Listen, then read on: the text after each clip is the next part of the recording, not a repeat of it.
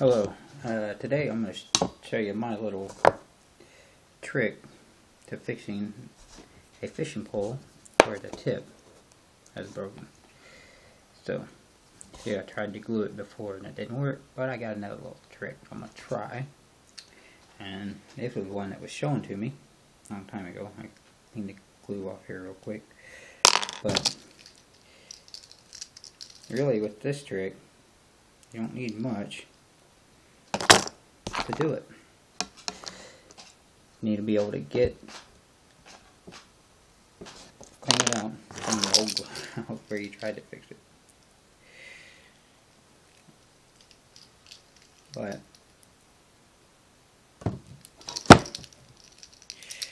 take this, the old one, find your hole, and you make your hole big enough so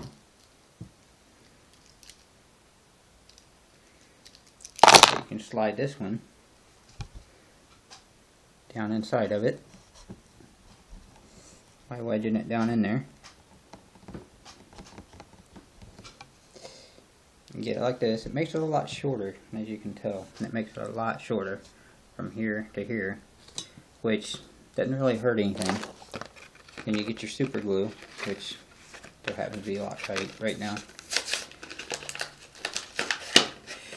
And this is a very inexpensive way of fixing a pole, the tip of a pole. And it seems to work pretty well. Take your super glue and of course you gotta get it open.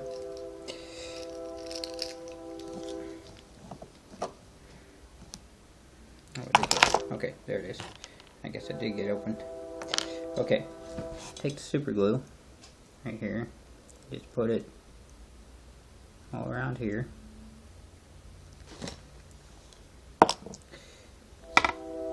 And pick up your mess. Let that sit for a second. Let that dry. Then dental floss is the next step. I'll show you what you do with the dental floss. Take the dental floss, some old dental floss, and you stick it in the glue, like so, and wrap it. Well, once you start wrapping it, don't stop. This is waxed dental floss, and the dental floss, it acts like a bandage, kind of, you know. And if you're doing it right,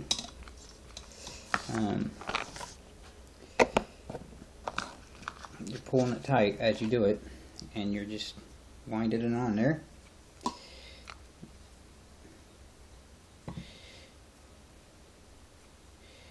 And it's kind of a neat way, really neat way of doing this.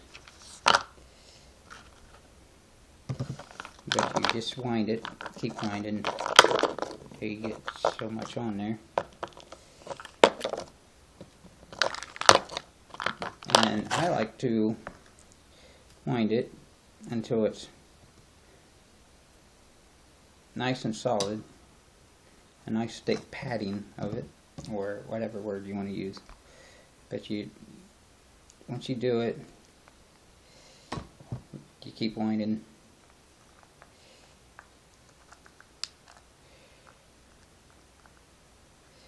And believe me, you do get funny looks from the girls when you buy one next step. You'll see what I'm talking about, and I might get comments saying fingernail polish.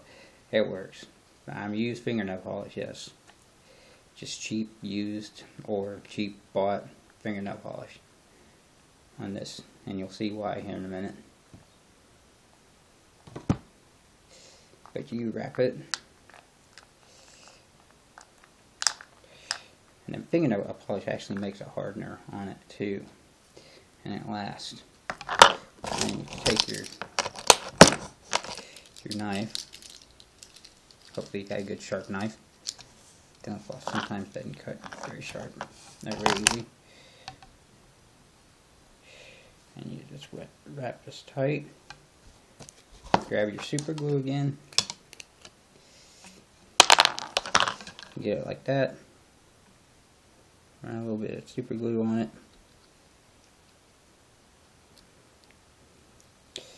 And sometimes they don't come out as straight as you want, but they come out pretty straight. Always make sure you keep your lid on your glue so it don't go bad. And then I buy, when I come to get the fingernail polish, I always buy the color, which I use black. This is kind of like a sparkly metallic black. It was only $1. So I buy that, and then I buy a clear coat to go over it. Kind of like paint. You can use model paint, or I just do it this way because this is $1. Model paint, it might be $1. I don't know. But you let this dry for a minute, and I just kind of keep rotating it around so it soaks in and soaks all over. But you see what it makes right there. But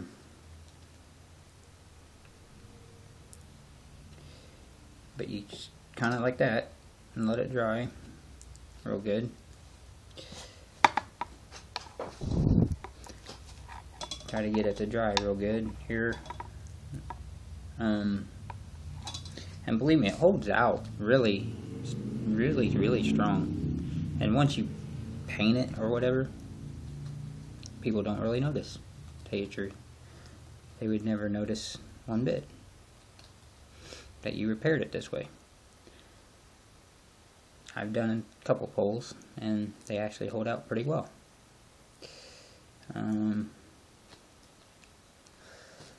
But let's see here. I'll knock off some of this excess here. Old piece of cardboard, knock off excess. Okay, now I'm using the dental floss thing to hold my pole while I paint it. Like so. Just make it so you kind of hold it.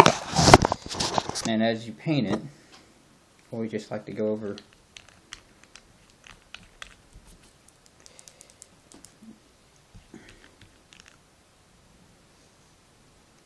I'll let you see it after let me do this real quick.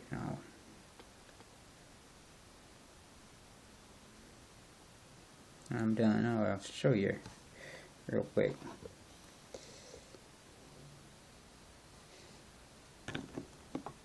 It does smell. I'll give it that. I don't like the smell of fingernail polish, really, to tell you the truth.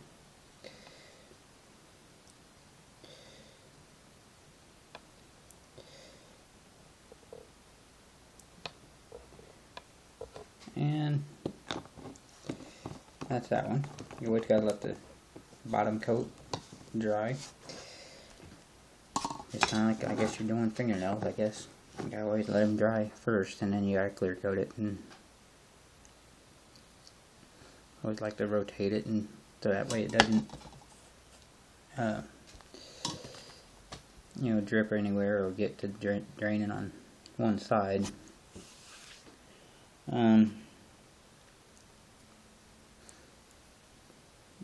But it's what it looks like basically when it's done. And if you see me out fishing, would you know? I don't think you would. But this is a fishing pole repair tip from Uncle Calvin, you can say. And I've got a lot of good fishing videos that I'll be making this summer. And this is just one of my tips that I'm going to kind of pass on. Another little tip, while this is drying, I'll show you this little tip.